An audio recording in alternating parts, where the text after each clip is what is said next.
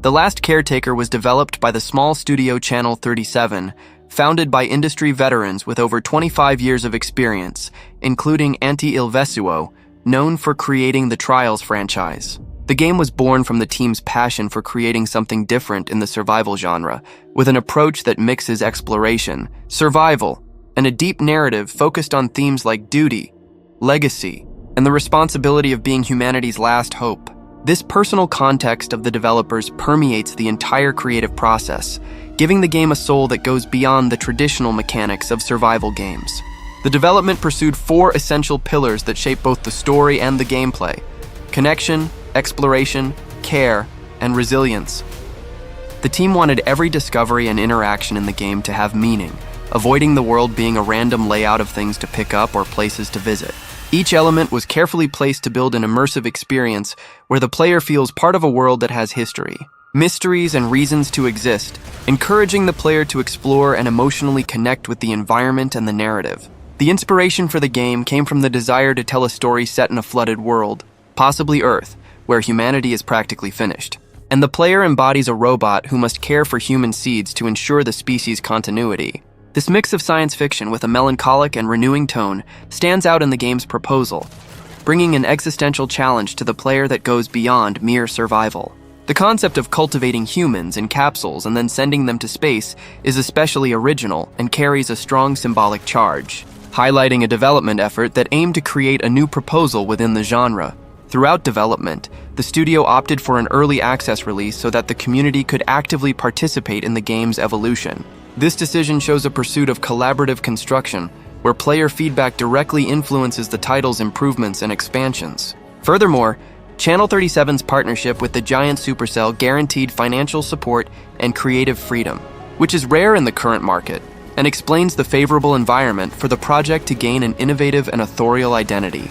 A characteristic that deserves personal mention is the team's emphasis on the balance between challenge and freedom. Unlike many survival games that hold the player's hand, The Last Caretaker encourages autonomous exploration and learning, giving clues in the environment and rewarding curiosity with stories and resources to advance. This approach gives the game a feeling of genuine discovery, where the player builds their knowledge of the world along with the character, creating deeper bonds with their mission and the game's universe, which is something I personally find extremely valuable in games of this genre. The game's design also incorporates elements of combat and resistance, with battles against machines and biomechanical threats amidst the infinite ocean and its decadent installations. The dystopian and visually rich setting, along with the crafting system for repairing and improving equipment, reflects the team's care in creating an experience that is not just contemplative, but one that requires reasoning and strategy. It is not an easy game, but it offers a challenge that fits perfectly with the narrative of a desolate world where survival is fragile and achieved through effort and patience.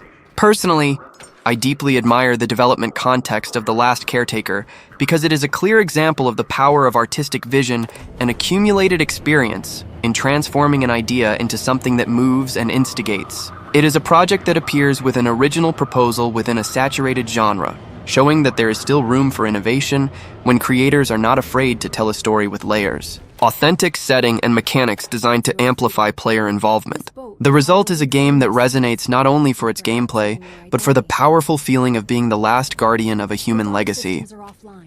The story of The Last Caretaker revolves around a world that was completely devoured by the waters, transforming the Earth into a vast ocean where only rusted megastructures and decadent platforms remain. In this dystopian setting, you are the last caretaker, a robot with consciousness and a noble mission: to guarantee the future of humanity by caring for the last human embryos cryogenically preserved in seed vaults scattered across the ocean, which must be cultivated and sent to space colonies, a clear metaphor for hope and legacy amidst total destruction. The narrative develops around the heavy and solitary duty of being the last guardian of human life, a concept that transcends the simple act of surviving and touches on themes like responsibility, sacrifice, and renewal. The player is invited to explore not only a physically vast and dangerous world, but also to weave a deep connection with the story of what happened before, revealing fragments of the human past through recordings, terminals, and scattered ruins. The feeling of isolation and silence creates a melancholic atmosphere, making the player reflect on the fragility and importance of human existence. One of the most impressive parts of the story is the last caretaker's own role as a machine that has to care for human seeds in capsules that function as artificial wombs. This responsibility of nurturing and cultivating life, despite being an artificial intelligence, brings an interesting reflection on what it means to be human and the value of life, adding a rare emotional and philosophical layer to traditional survival games. This dimension gives an unexpected humanity to the narrative, even when mapped out by a mechanical character. The plot also presents a constant threat, with hostile machines and biomechanical forces seeking to interrupt the caretaker's mission, creating a narrative balance between hope and imminent danger. This dichotomy reinforces the urgency of the task and the suspense in each new exploration, giving life to a world where the player must fight to protect life and reveal more secrets about what really caused this aquatic apocalypse. The story, therefore, combines elements of action and drama, making the journey both epic and personal at the same time. A relevant aspect of the narrative is the way it is delivered to the player. Not directly, but through discoveries and environmental clues that encourage exploration and the construction of a fragmented story by the player's own hands. This gives a sense of agency and discovery, where the player pieces together the human story, its fall, and possible rebirth while experiencing the loneliness of the last caregiver. This form of environmental narrative is something that enriches the feeling of immersion and belonging to the game's universe. Personally, I feel that The Last Caretaker brings a very mature narrative with its own layer of poetry. The idea of a robot as humanity's last guardian is, at the same time, poetic and tragic, evoking emotions not often found in survival games. It is an invitation to reflect on the weight of responsibilities, the meaning of life, and what we leave behind. This sensitive approach makes the story stand out, not just as a backdrop, but as the true engine that moves the player and creates a genuine emotional connection. The story of The Last Caretaker is a tale of hope amidst despair, with a script that prioritizes the emotional weight of the protagonist's mission while building a world rich in detail and meaning. It is an experience that transcends gameplay and makes us think about legacy, survival, and the future of humanity as something very fragile, but still worthy of being protected. This narrative depth is, for me, what makes the game unique and interesting in the current landscape of so many generic stories. The gameplay is a first-person survival and exploration experience set in a post-apocalyptic world covered by a vast ocean. The player controls a robot, humanity's last guardian, whose mission is to navigate this hostile environment, collect resources, and care for the last human seeds to ensure the species' continuity. The initial feeling is one of isolation and fragility, as you start with few resources, needing to search every corner of the megastructures and submerged platforms to find scrap, machine parts, and equipment to survive and evolve in the game. One of the central gameplay systems is crafting, where the player must assemble tools, weapons, and upgrade their vessel and equipment using the collected materials. The mechanic is detailed and requires planning, as it is necessary to balance the available energy to maintain the boat's operation, the life support systems for the human seeds, and one's own protection against threats. This aspect caught my attention for the realistic way the game simulates the management of these resources, making each exploration strategic and rewarding, far from that classic exaggerated farm and build that often makes gameplay repetitive. The combat in The Last Caretaker stands out for being fast-paced and almost designed as a puzzle, where the player needs to learn which weapons and ammunition are most effective against each type of enemy. The confrontations involve hostile machines ranging from small swarms to large robots, and the intelligent use of weapons, such as electric pistols that cause area damage, or flamethrowers to clear groups, makes the gameplay tactical and challenging. This nuance in combat is a positive point in my reading, as it moves away from simple shooting and running, requiring the player to adapt and reason. Another interesting aspect is how the game's interface is minimal, reinforcing immersion and avoiding excessive hand-holding. The player saves progress and regenerates health using recharging stations that are integrated into the environment, which creates a more natural and less intrusive flow. This design choice seems very valid to me for conveying the feeling of being inside that solitary and dangerous world without distracting the player with complex menus or unnecessary information on the screen.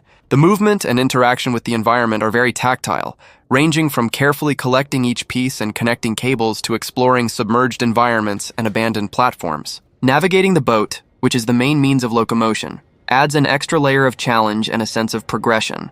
I like this a lot because it creates a dynamic between different types of gameplay. The calm exploration, just restoration part, and the more tense part of defending against enemies and needing to optimize resources to continue navigating. Progression in the game also involves unlocking skills and upgrades for the robot, such as increased cargo capacity, resistance, and energy use efficiency. This brings a gratifying feeling of evolution as the player delves deeper into the story and faces greater challenges. I see this as a clear direction to maintain constant interest, balancing the feeling of vulnerability at the beginning with the growing ability the player acquires to face threats and fulfill their mission with more autonomy. The game doesn't hand everything to you on a platter, which I like, as it reinforces that feeling of truly trying to resurrect humanity with your own hands.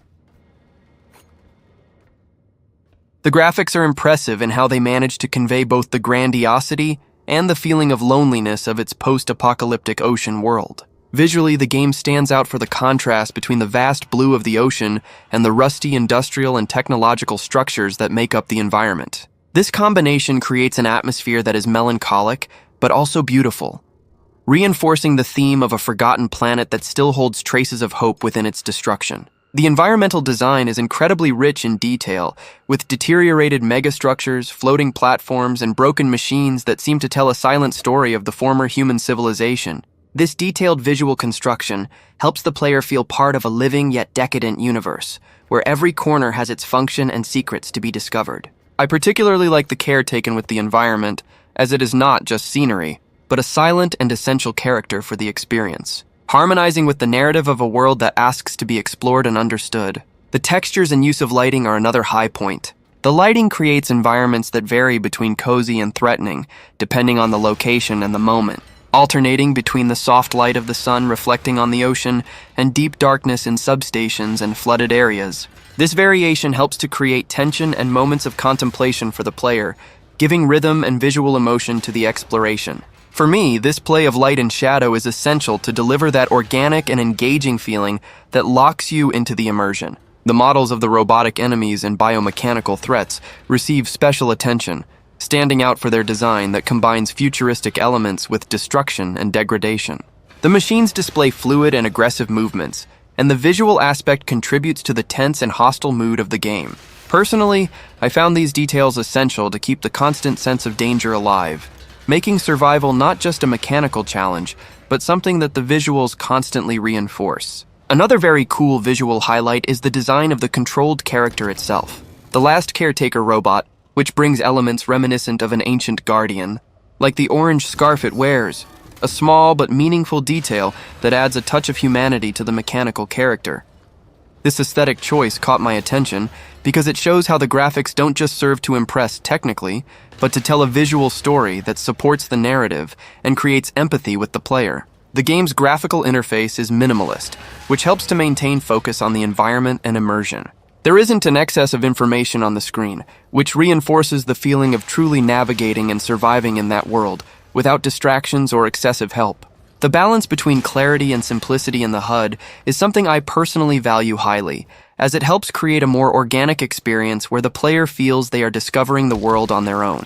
The graphics of The Last Caretaker are not just technically well made, but have an artistic and narrative depth that makes them a fundamental part of the experience. They manage to visually translate the isolation, mystery, and tragic beauty of a world that is being slowly rebuilt. This creates for me a very special kind of immersion, where each visual element reinforces the game's purpose, making the exploration, care, and danger felt not only through the gameplay, but through the emotional impact that the visuals provoke. The performance is quite solid, especially considering its proposal to create an immersive open-world universe with highly detailed and dynamic environments. Recent videos and analyses highlight that the game runs smoothly most of the time, maintaining a stable frame rate, which is essential for a first-person survival title, where control precision and a sense of realism are crucial. The game, being a title very focused on exploration and resource management, does not require an ultra-powerful setup, but moderate to high hardware is recommended to get the best experience.